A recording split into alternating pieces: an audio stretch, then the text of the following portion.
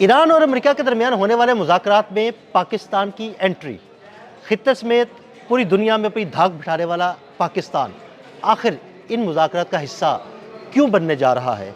आमिर रज़ा से बात करते हैं। आमिर भाई, जुमे वाले दिन ईरान और अमेरिका के मुज़ाकरात हो रहे हैं कि जंग ना की जाए, और बड़ी अहम बात यह है कि पाकिस्तान की एंट्री हो रही है उन मुज़ाकरात में। देखिए, सबसे पहली बात तो यह है कि इल्हामा इकबाल की ज़ुबान में अगर कहें तो उन्होंने कहा था कि सबक पर फिर सदाकत का, शुजाअत का, अमानत का, लिया जाएगा तुमसे काम दुनिया की इमामत का। देखें, आपकी जो इस वक्त सरबराही है वो जिन लोगों के हाथ में है, मैं ये समझता हूँ कि वो शुजा भी हैं, अमानतदार भी हैं और दयानतदार भी हैं।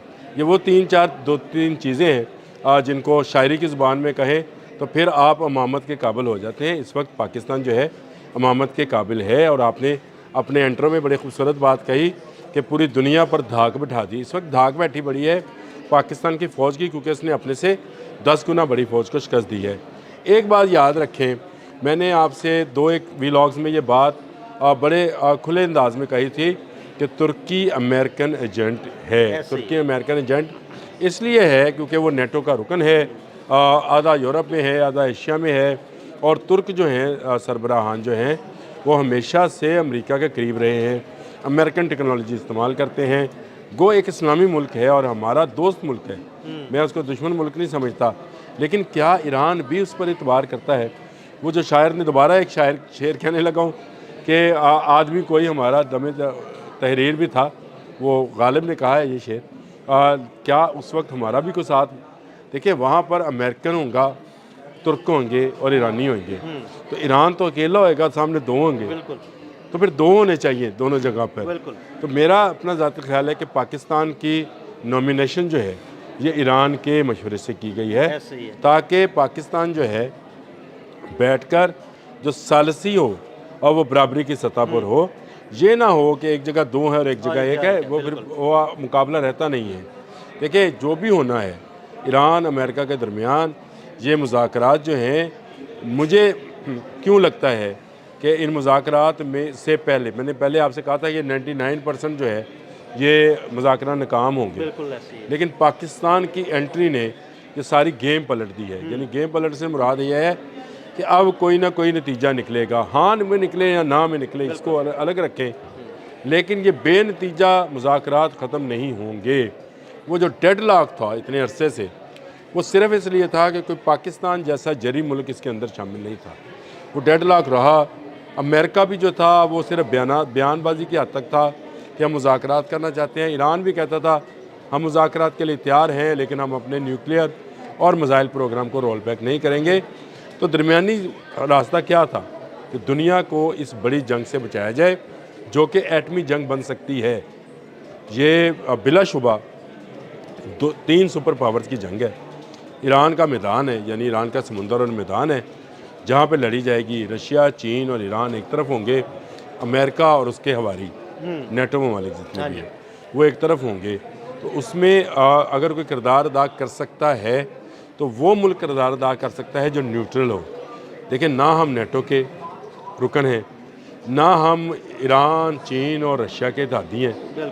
और हाँ, ये ज़रूर है कि हमने ख़त्ते में अपने से 10 गुना बड़ी फ़ौज को जो है वो खुलेआम सरेआम शिकस्त दी और इतनी ज़बरदस्त शिकस्त दी कि डोनाल्ड ट्रंप पुकार कर जो है वो कहते हैं मेरा फेवरेट फील्ड मार्शल, मेरा प्राइम मिनिस्टर ऑफ पाकिस्तान, और वो कहते हैं कि 8 जहाज़ गिराए।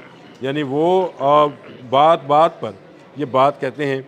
इसका मतलब ये है कि पाकिस्तान अब एक ऐसी सूरत हाल में है जहाँ पर उसको दुनिया की सरबराही मिलने जा रही है। ये सरबराही वाली बात है कि इस खित्ते के अंदर कोई मामला भी होगा तो उसमें पाकिस्तान जो है उसकी बात और उसका मौक़िफ़ जो है उसको अहमियत दी जाएगी। मुझे आमिर भाई, इस खित्ते में या बल्कि पूरी दुनिया में पाकिस्तान का किरदार ऐसे मुल्क का बनने जा रहा है जो अमन कायम कराएगा। देखिए, पहली बात ये है कि मैं क्योंकि थोड़ा सा वो हूँ, मैं समझता हूँ कि एक सूफ़ी ने जो कि इस्लामाबाद के साथ हैं, हज़रत इमाम बरी सरकार, उन्होंने बहुत लंबे अरसे पहले कहा था, जब अभी इस्लामाबाद की बुनियाद भी नहीं रखी गई थी, तो उन्होंने कहा कि इसके करीब जो बस्ती आबाद होगी वो दुनिया के फ़ैसले किया करेगी। याद रखा करें, वलियों की कही हुई बात जो है वो कहीं ना कहीं जाकर ज़रूर पूरी होती नज़र आती है, क्योंकि वो जो बात करते हैं वो अपनी उस रियाजत के सर पे करते हैं जो अल्लाह ताला ने उनको वदियत की होती है, और वो अल्लाह के वो नेक बंदे हैं जिनके गो के वो कब्रों में चले गए लेकिन उनकी कब्रें आज भी जागती हैं, और वहाँ पर लोग हर वक्त जो है कुरान पाक की तिलावत और दरूद पाक जो है पढ़ते रहते हैं। मैं ख़ुद भी जाके मैं कई दफ़ा, मैं तो पुराना मज़ार भी देखा, नया भी देखा, मैंने देखा, लेकिन आज दुनिया की सालसी पाकिस्तान के बगैर नहीं होगी। मैं आपको बता दूँ वो दूर नहीं है जब यूरोप के फ़ैसले भी पाकिस्तान को शामिल करके किए जाएंगे, जब अमेरिका और रशिया के मामलात पर भी पाकिस्तान को सालस बनाया जाएगा।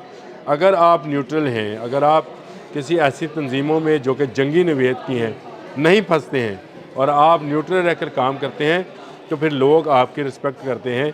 और ये आपका वो पहलू है जिसको हम तरस रहे थे कि क्या पाकिस्तान कभी इतना अहम हो जाएगा कि अमेरिका जैसे मुल्क को भी उसकी ज़रूरत रहेगी, क्या इतना अहम होगा कि इस्लामी ममालिक उसको अपनी सरबराही के लिए मुंतखब करेंगे। तो आपको आज नज़र आ गया। अभी भी आप देख लें, आपके मुल्क में एक के बाद एक, कभी लीबिया का कोई वफ्द आया है, कभी आज़रबाईजान से कोई वफ्द आ रहा है, कभी काज़किस्तान से वफ्द आ रहा है। तो इसका मतलब यह है कि आपका मुल्क जो है वो दुनिया में एक इस्लामी सरबराही के काबिल बन गया है। और यही वजह है कि जुमे के रोज़ होने वाले जो मुज़ाकरात हैं जो कि अमन पर मुश्तमिल हैं, जिसकी इजाज़त जो है अब्बास अराग़ची को दी गई है और दूसरी तरफ से स्टीव अमेरिका की तरफ से। लेकिन एक बात ज़रा है कि अभी तक दोनों तरफ से एजेंडा सामने नहीं आया। ये एक बात मुझे खटक रही है कि एजेंडा अभी तक क्यों नहीं आया है।